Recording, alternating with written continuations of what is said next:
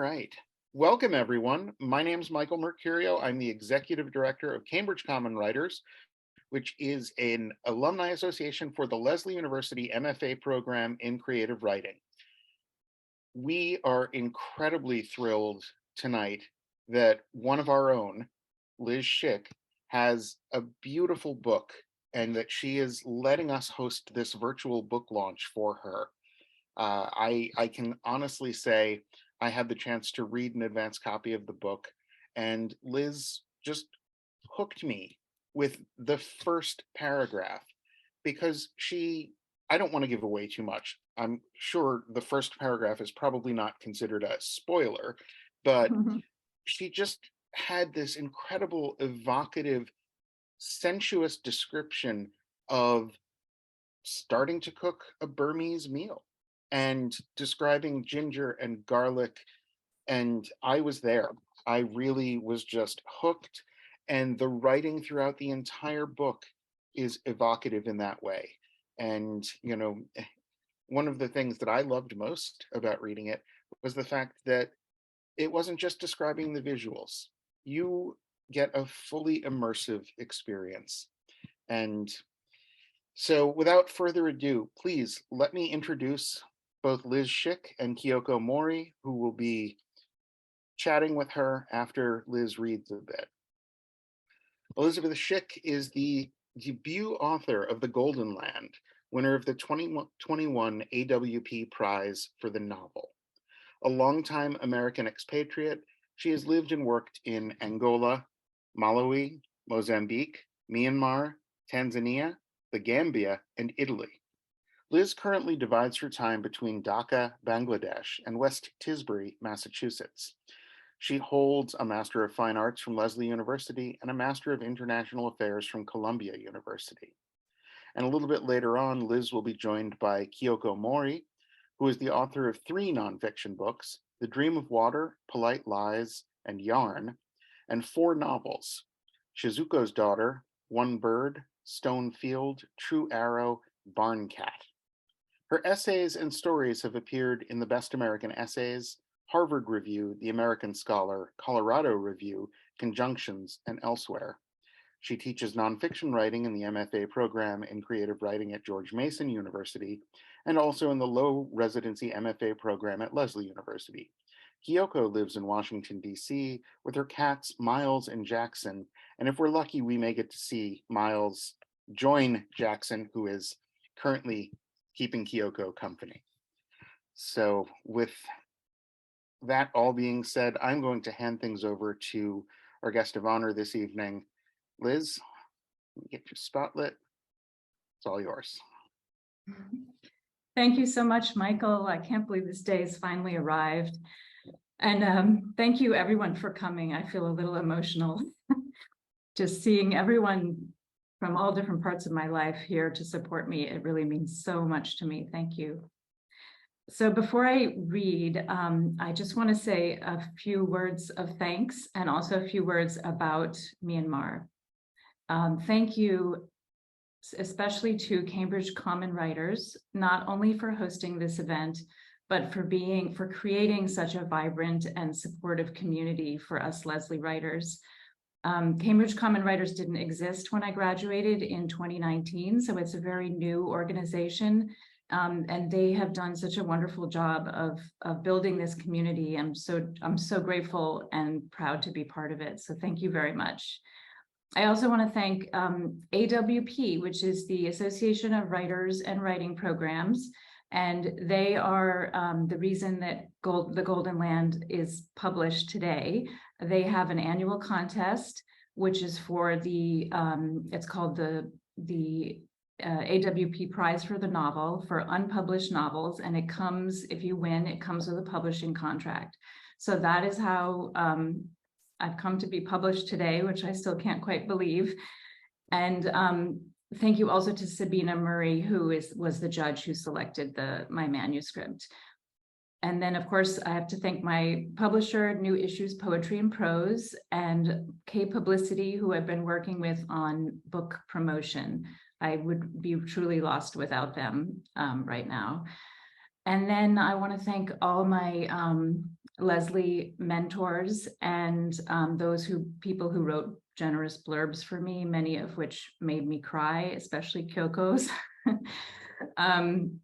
So thank you to Kyoko Mori and Michael Lowenthal, who's here tonight, Hester Kaplan, Doug Bauer, Chi May, who is the former head of the BBC Burmese service in London. I don't think she's here tonight. Mira T. Lee, who also, she wrote a blurb and I subsequently asked her to put together my website. She's an excellent website designer if anybody needs a website. And finally, to another friend in Yangon, who I'm not mentioning by name because I don't want to get her in trouble, which is a very sad thing to say. So that's the other thing I wanted to say is that, as many of you know, the Golden Land, sorry, I didn't plan to get emotional here. The Golden Land is inspired by the 6 years that my family and I lived in Myanmar. And it was a very special time to be there. We were there from 2013 to 2019, which was a time of great hope and optimism. The country was opening up after 50 years of military dictatorship. There was just a buzz in the air. You know, there was investment everywhere, new buildings, new bars, new restaurants. But the best thing was that people were opening up. They were beginning to talk about topics that they couldn't discuss in open before. And this was really remarkable. And it was really nice to be there at that time. Of course, it wasn't perfect. There were some problems, most notably with the persecution of the Rohingya people, which I'm sure you've all heard about, and other ethnic groups in the border regions. So that has to be said. It wasn't perfect, but it was on a path to peace and development. And that was the context in which I wrote The Golden Land. I do talk about the military dictatorship, but it's you know, as a thing of the past. It's not something that I ever thought was going to happen again. But they did come back and take over the country on February 1st, 2021.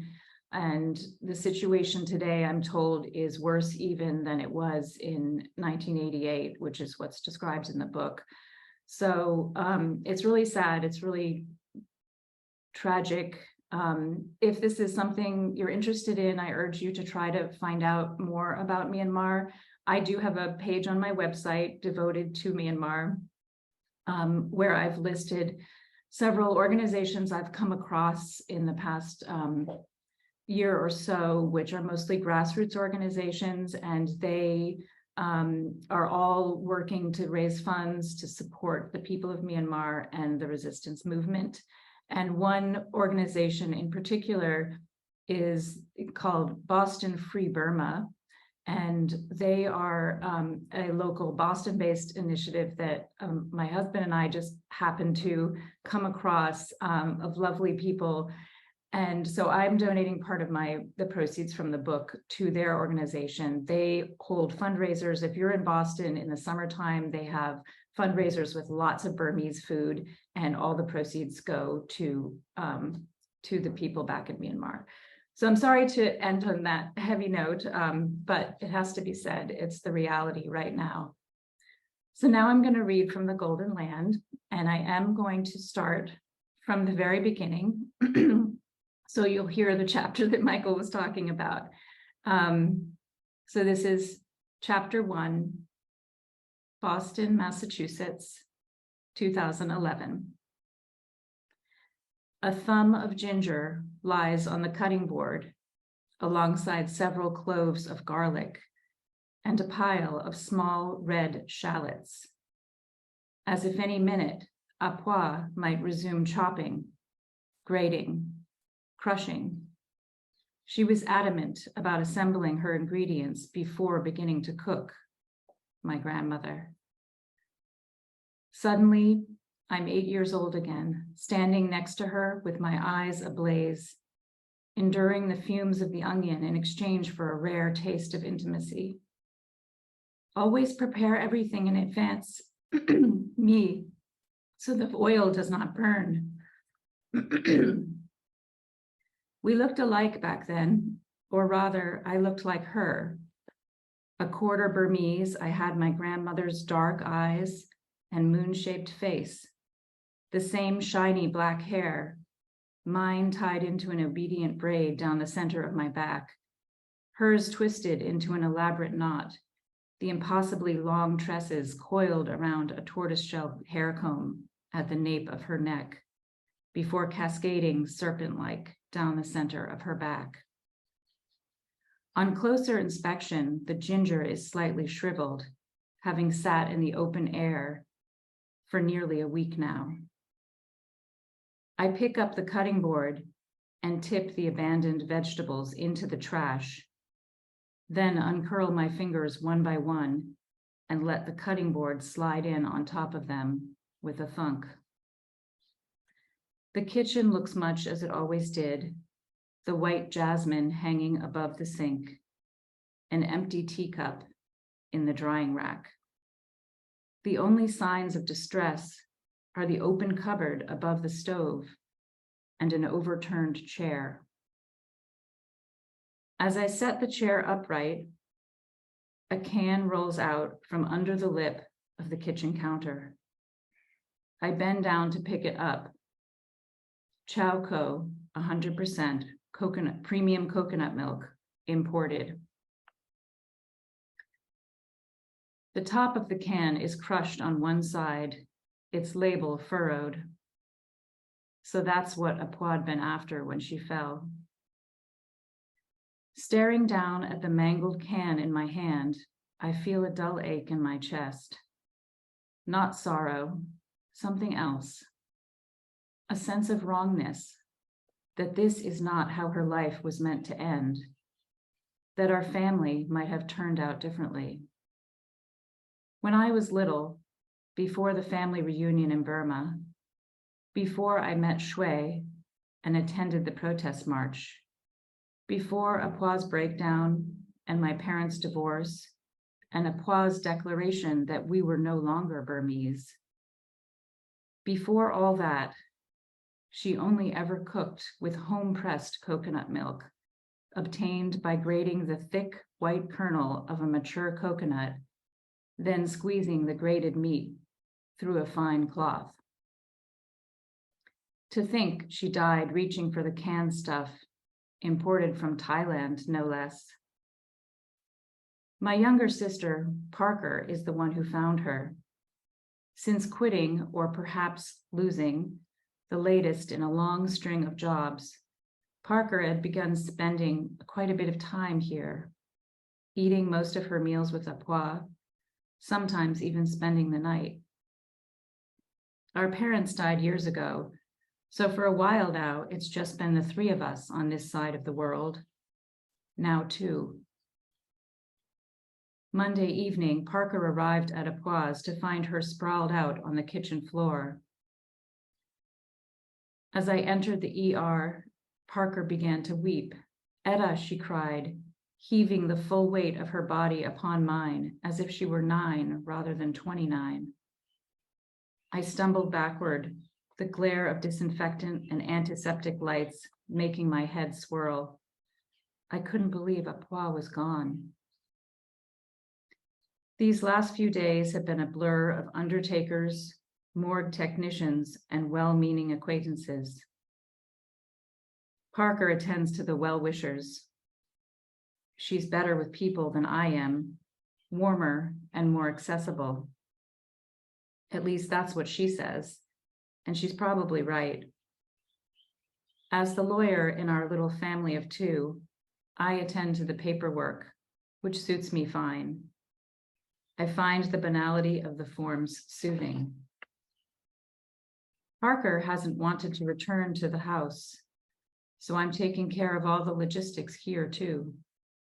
Next up are the estate lawyers and real estate agents. Today's visit, the first step toward putting Apua's house on the market, which begins with cleaning out perishables. I open the fridge. 3 bundles of spring onions, a posy of cilantro, 1 packet of thin egg noodles, and 1 whole chicken, sitting unwrapped on a plate, its little feet tucked under its bum, skin dark and rubbery from prolonged exposure to the cold air. Oh no, Kauswe. That's what Apwad been preparing the day she died. Noodles in a coconut chicken soup. My childhood favorite. And I'll stop there. Thank you so much, Liz. That was so lovely. I prepared 3 questions, but I now want to ask about the beginning. I mean, I now realize that, beginnings of novels are so hard. Something has to happen, but then there's all this contextual information that has to be given back. So you went back and, talked about the narrator's past, but, and in a way, sort of gave away what was to happen in the novel. The fact that the family went to, went to Myanmar. She met Shui. After that, they were never the same. So you're kind of sacrificing suspense in a way about what's going to happen, by even putting it in that first, on the first page. Do you want to talk about like the narrative strategy of this novel? I mean, I also noticed, how you switch between Boston, Myanmar in the first two parts.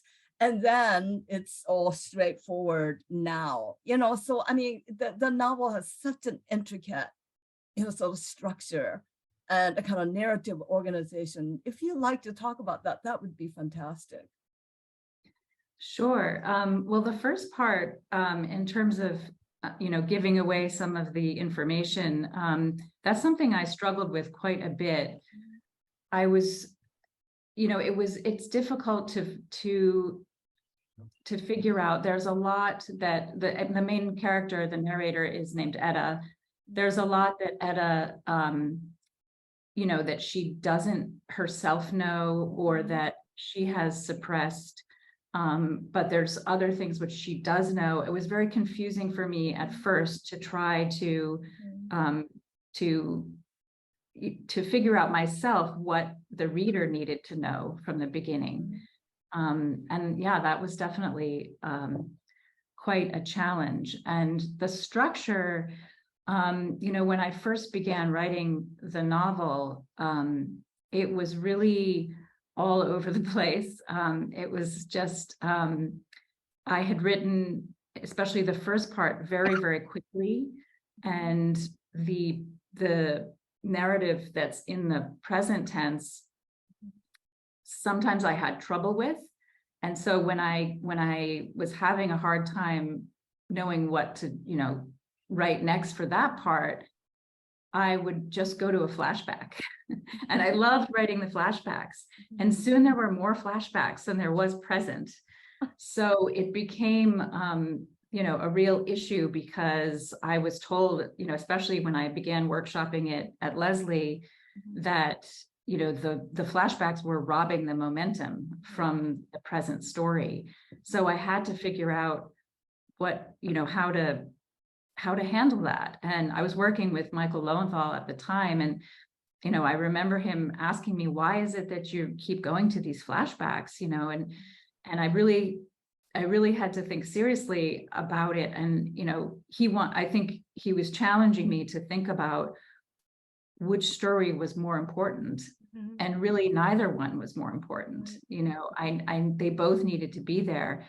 So I began to look at other novels. I read several different novels which also have different time periods, and they're all structured different. Some of them were more like mine, like in particular, I'm thinking about The Hired Man by Aminata Forna, which is an excellent novel, and it's very much about memory. So her main character is, I think he's the narrator, I'm pretty sure, he's going through the present and he has flashbacks, but they were much more contained. There was still more to the present story. So that I realized that wasn't the same situation that I needed, that's the right structure for me.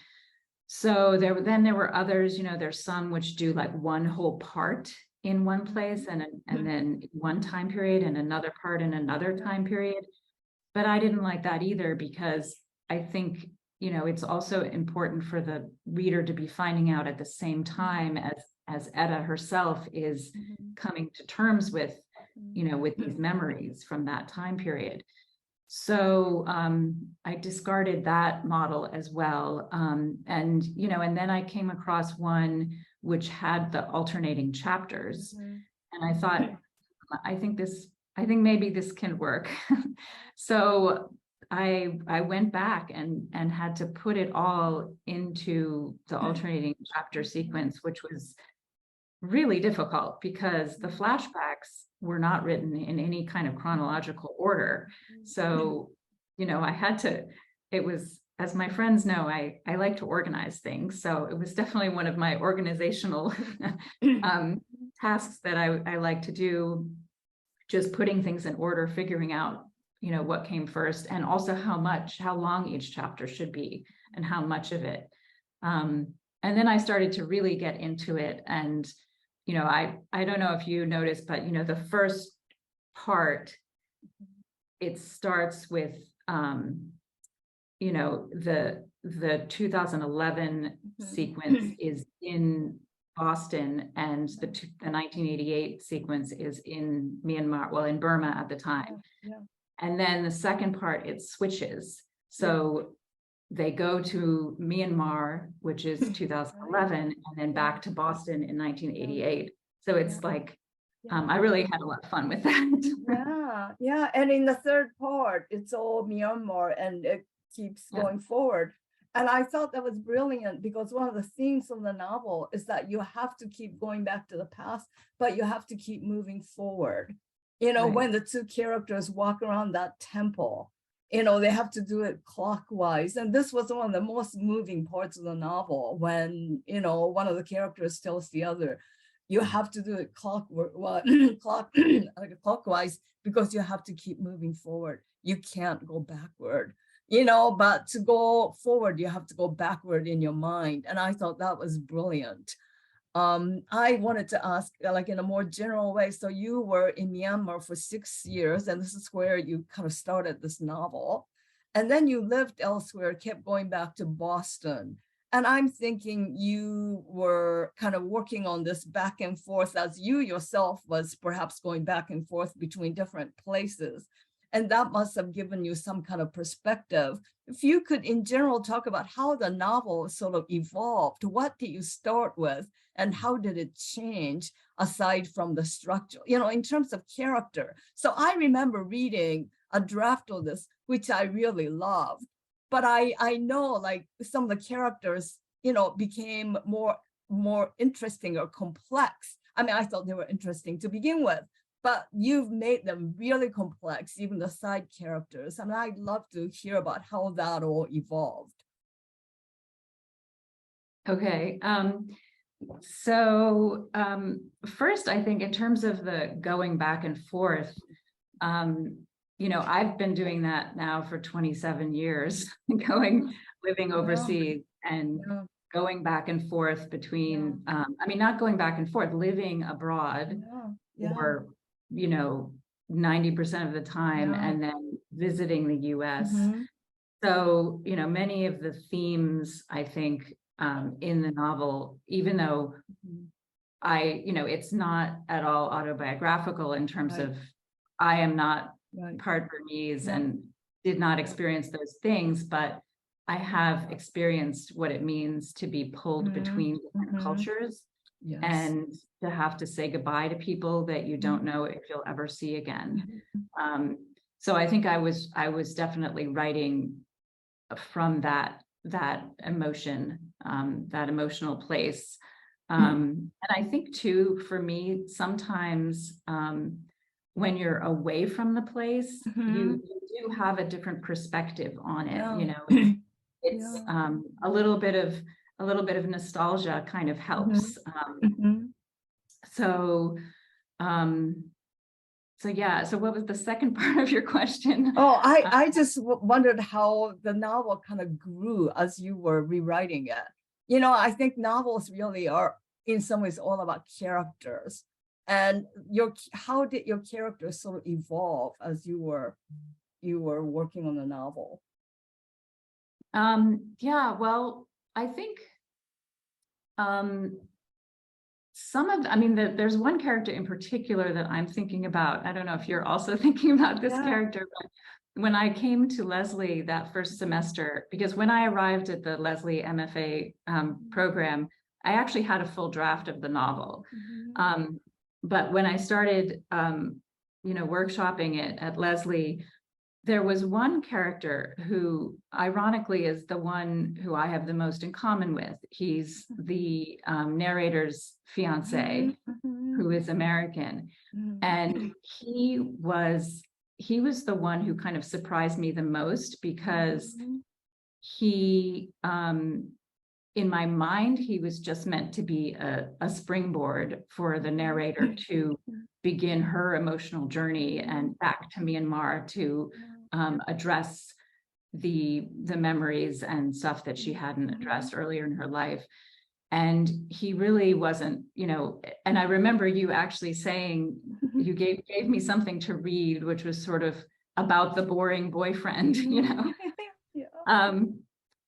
but because he was very much of a cardboard character at that time. He wasn't fully formed because I didn't take him very seriously. But the funny thing about Jason, is his name, is that he kept doing things that I didn't expect him to do.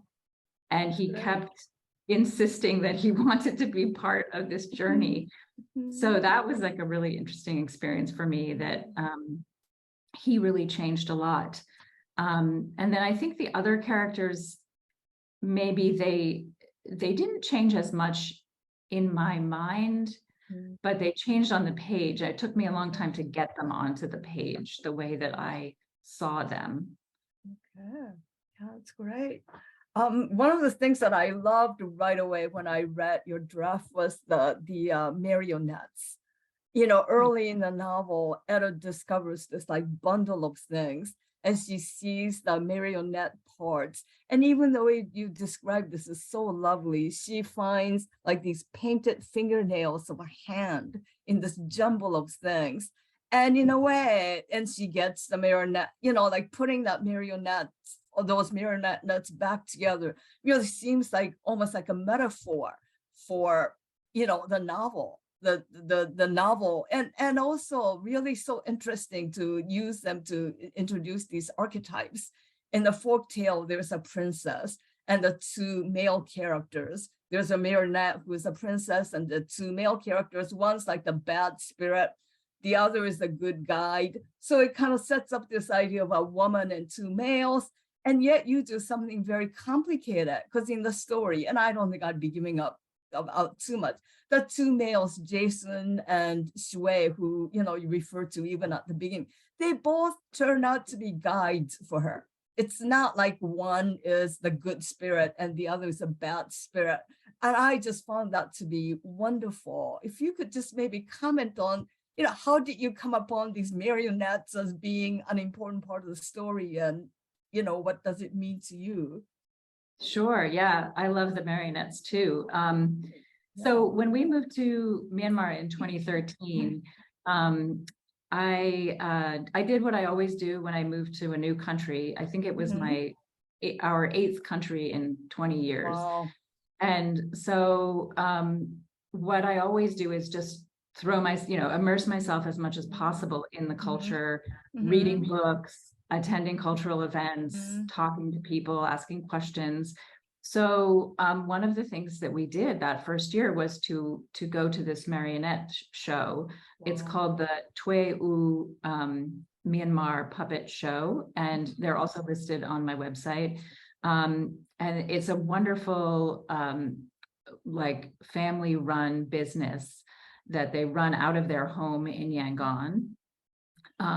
You go there, and they've sort of adapted probably 2 rooms from their little apartment into a makeshift theater. It only fits 12 people at the most. And when they're really committed to not only entertaining people, but educating people about the marionettes and also trying to preserve that art form. So it's a fabulous organization.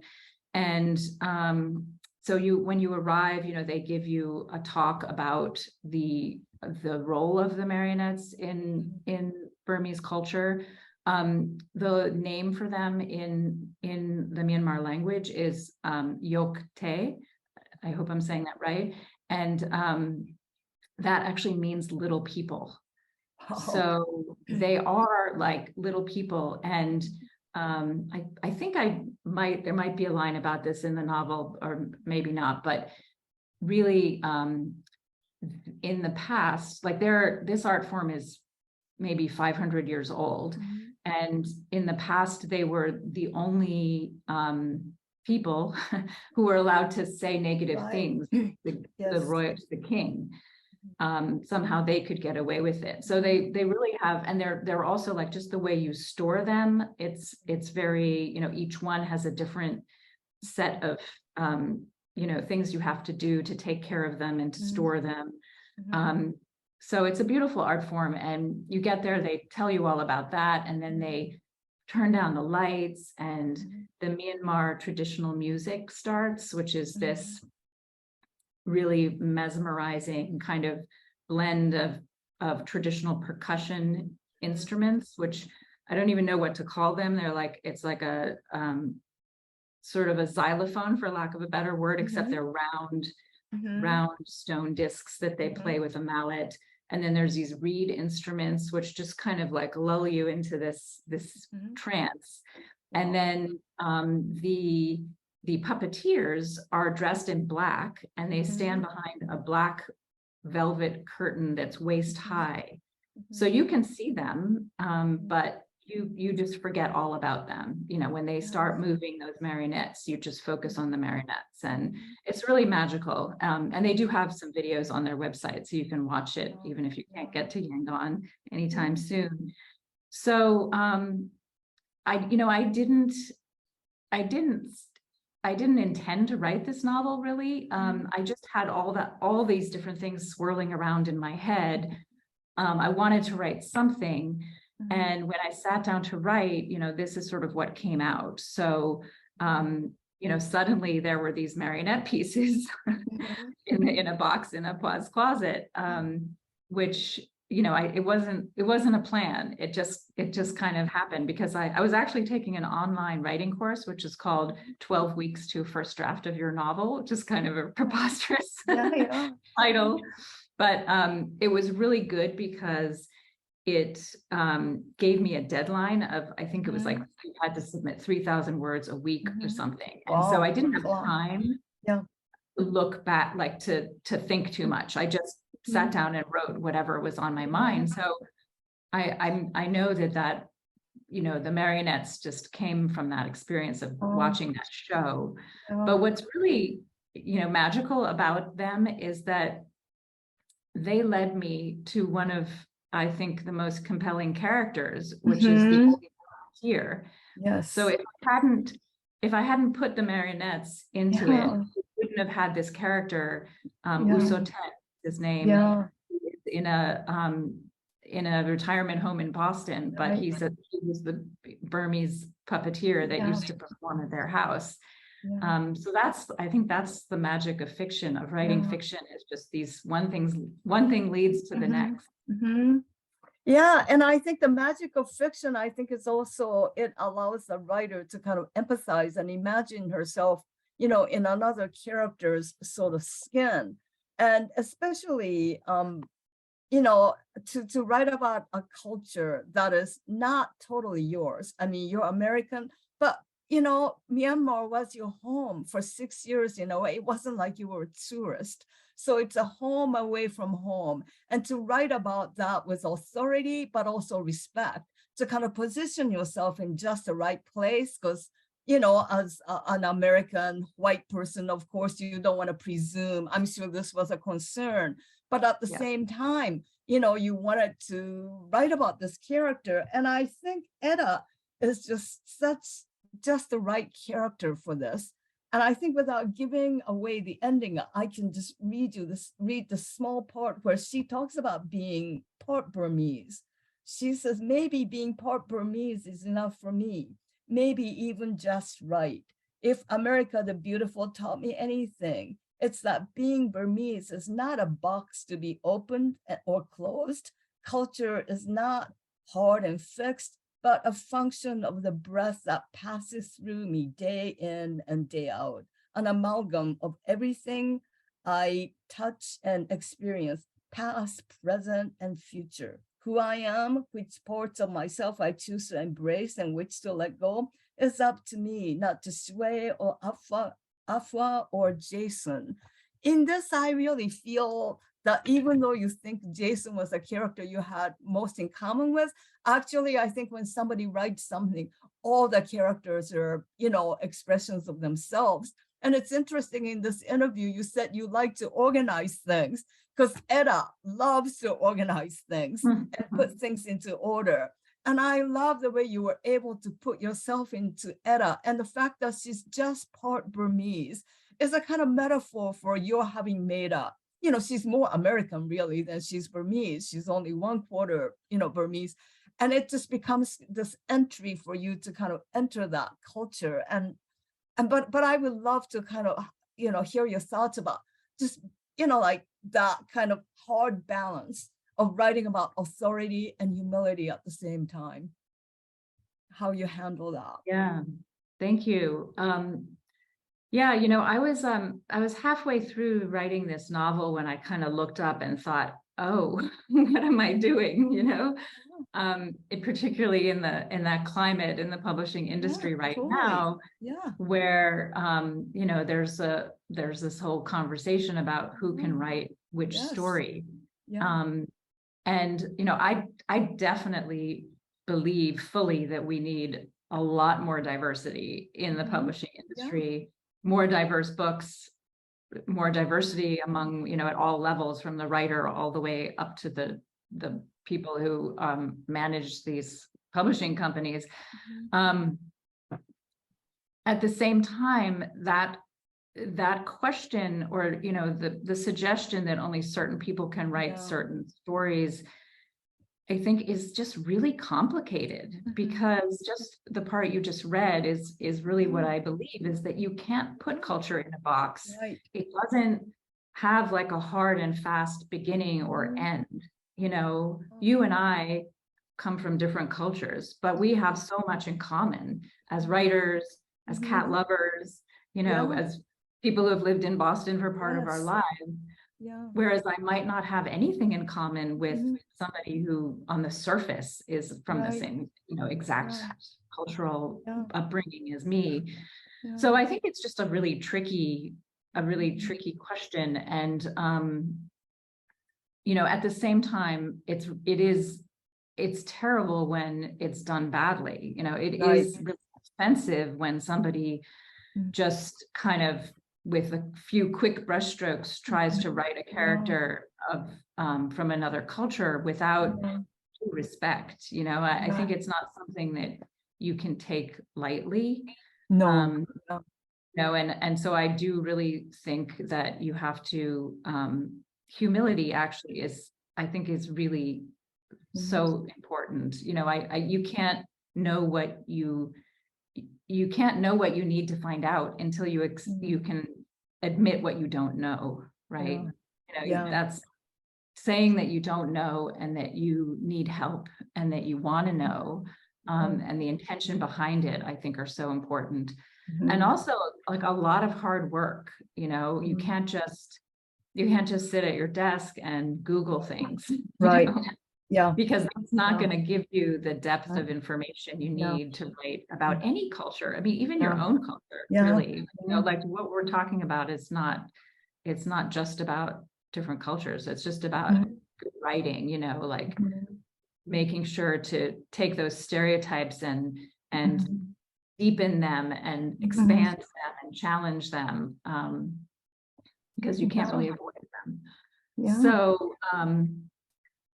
So yeah, I think all those things are really important. And the other question that it really raises for me, is what you sort of touched on is fiction autobiographical, right?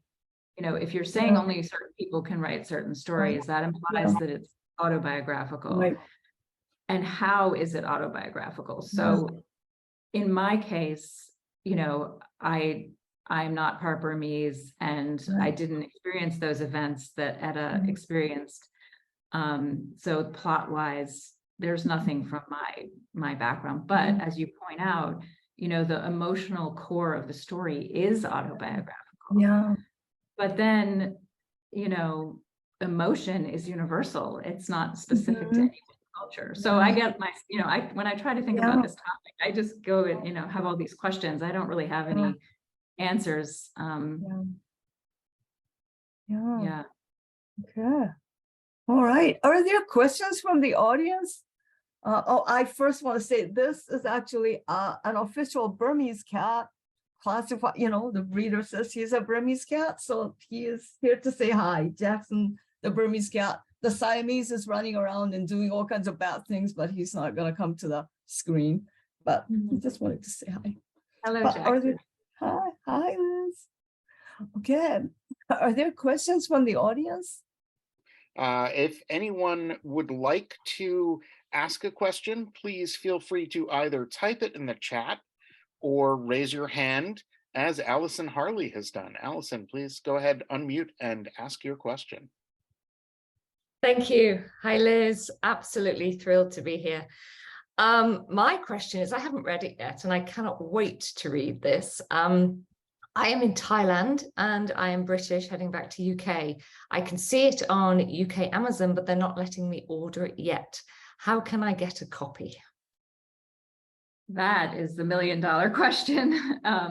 There have been a lot of distribution problems, even in the US where it's been published. So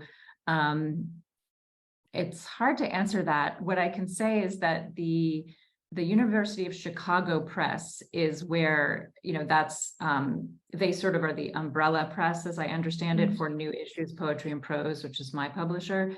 And so their website, they are in stock. But I don't know about, you know, I'm sure they would allow you to order and send overseas. It just might be very expensive. But right now it is only published in the US. So I'm trying to, I mean, that's next on my list, is to figure out how to get it published in other parts of the world. A lot of people here in Bangladesh have been asking me for copies as well. I myself don't have a copy. So, I do, because her publisher thank you, sent me a Kyoko. copy, so I am going to hold it up. I mean, of course, it's a mirror image, but here it is. It's a beautiful, you know, book, even in its physical, you know, sort of self, as well as what is in it. Yeah. Then I shall have it sent to a friend in the US who can deliver it to me. Okay, perfect. I mean, it is on Amazon in the US, but with a long delivery window. I think it's saying now like a few weeks or maybe it's less than that now. I don't know. But, you know, I think these are common distribution problems, unfortunately, in the publishing industry today. So hopefully they'll get resolved soon. Thanks, Liz, and congratulations again. Thank you, and so good to see you, Allison. Anita, you've got your hand raised. I do. So it's so great to see you, Liz, and I'm so excited about your book. Thank I you. remember being in a workshop with you for 2 semesters worth. I think the second semester you chose a different piece to work on, but I'm really excited about your book. So I just wanted to say I can really identify with your viewpoint and perspective on, you know, cross-cultural experiences. As I don't know if you remember, but I grew up overseas. My dad worked for IBM, and I grew up in a few different countries. And even my dad was a first-generation American. So, you know, his parents were immigrants. And there's nothing about my background that is in any way a typical cultural experience. So I just wanted to say one of the things that I'm really looking forward to reading the completed novel. But one of the things that always struck me when we were, you know, in class together and working through it was the way you navigated cross-culturally. I thought it was really beautiful and very respectful, and I'm really looking forward to the finished product. Thank you so much. So, Anita. So good to see you. Yeah, and I'm so glad that you're, hopefully you're enjoying your new home in Bangladesh now.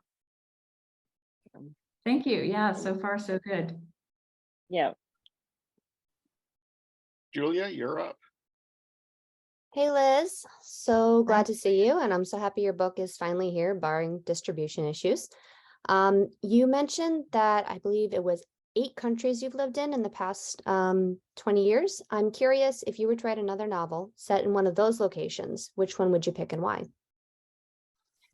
So actually, The Golden Land is the second novel that I've written. The first one was set in Malawi, where we lived from 2005 to 2009. And I haven't tried to publish it, but I'm sort of working on revising it now, and with the hope of maybe getting it published. So that's definitely one of them. And the very first story I ever wrote was, I think, set in Mozambique, which was a very special place for my husband and I. We lived there during the period when we got engaged and got married. So, it was very special, and also just a really wonderful country. But now that was a long time ago. So we've been married 25 years. So I'm not sure that I could go back that far to write about Mozambique, as much as I would love to. I don't know. I guess we'll see what comes next. In Bangladesh, there's a lot of writers. There's a lot of excellent Bangladeshi writers here. So I'm not sure if I would feel, I don't know. I mean, we'll see how it goes. I'm not sure, I guess. In Myanmar, there are also excellent writers, but there's not so many that are translated into English. So I did feel like there was a space for this story to be told, that there was, there was a need for more stories about Myanmar. With apologies in advance, because I'm sure I'm going to mispronounce your name, Thadar Kya is up next with a question, and please feel free to correct my pronunciation. Hi, Michael. Yeah, you pronounce very well. It's good. Yeah, my name is Thora Jo. Yeah, I'm from Boston. I met last summer. She introduced me about her new book coming. We just recently had a lecture fundraising event last November. We invite Lex, but unfortunately she was in Bangladesh. Anyway, everything you done for us, we are very thank you to Lex on behalf of our Burmese people. I really, really thank you. I'm going to give your book to my daughter. She was born here. It will be the best gift ever, I believe. Thank you, Lex. So proud of you. Thank you so much, Thadar. So Thadar didn't mention that she is actually one of the directors of the Boston Free Burma initiative that I mentioned earlier. And she also runs an excellent Burmese restaurant in Allston, Massachusetts, which is part of Boston, near Boston. And the literature evening she talked about was such a shame, because we were trying to do something together with my launch, and they had already had this plan to do a literature evening with various different Myanmar writers. I would have loved to have been part of that, but it was a little far for me to travel, unfortunately. But I hope we can do something together in the future. Absolutely. We will meet you on March, your event on March on Boston. You will come in. So I will gather my people and support you. Thank you. Yes. So I'm actually going to be having an in-person launch on March 16th at Porter Square Books in Cambridge, Massachusetts. So that, and I'll be for that one, I'll be in conversation with Michael Lowenthal, another Lesley mentor. so that's that would be wonderful, Thadar, if we could work together and if you could attend that. Yeah, I would definitely see you. Thank you. Thank you. Well, that makes me happy to know. Next up is Becca Scalpelli. Hi, Mama. That's my daughter. I wanted to ask about what sparked your interest in culture, because I know that, you know, you grew up your whole young life in Newton and you went to Vassar, and like Grammy always says, all your friends went to Europe and you decided to go to Tanzania, and then you just moved abroad permanently and you raised me and Buggy there, and now you're writing a book about, or you wrote a book about it, and I wanted to hear more about why.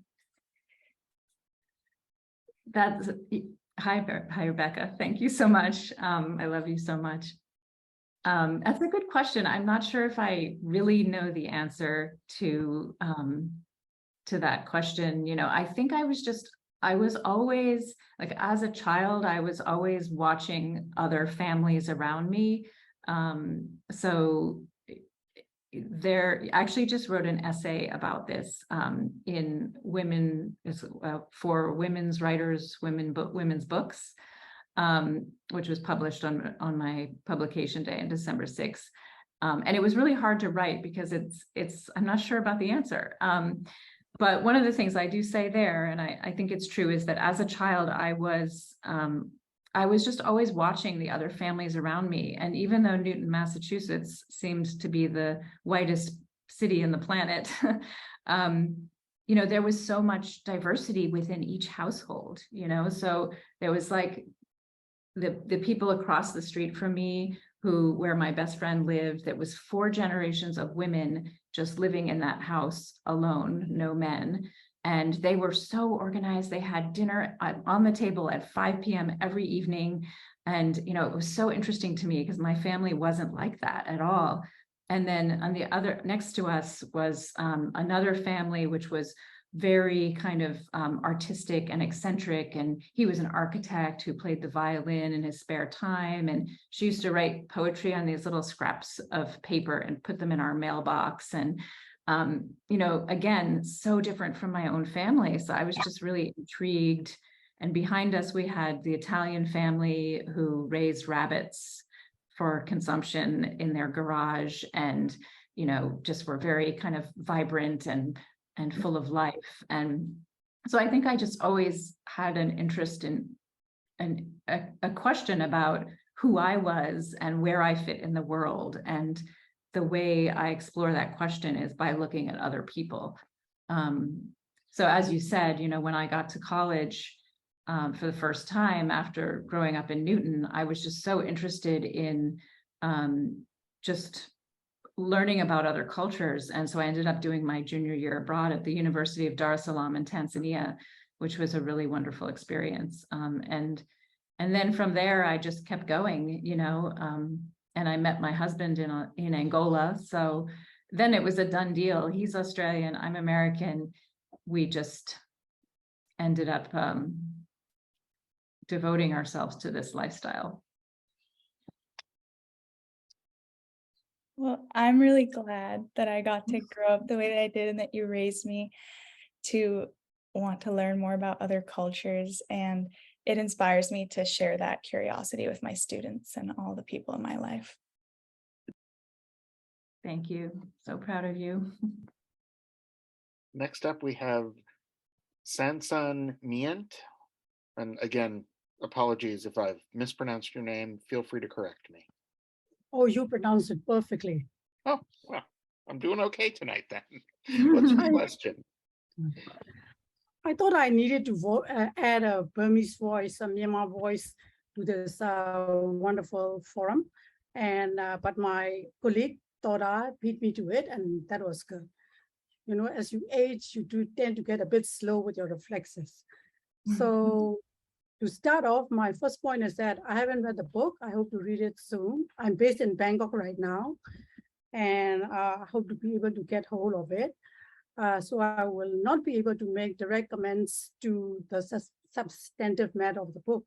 But I would like to thank you, Liz, and Dom as well for his support, because there is so very little written about Myanmar, if you look out in the world today. I'm also struggling to write something about my life, I'm 73 right now. So I passed through a very turbulent, difficult period, If there was, I don't think there was ever an easy period for Myanmar at any point in time in history.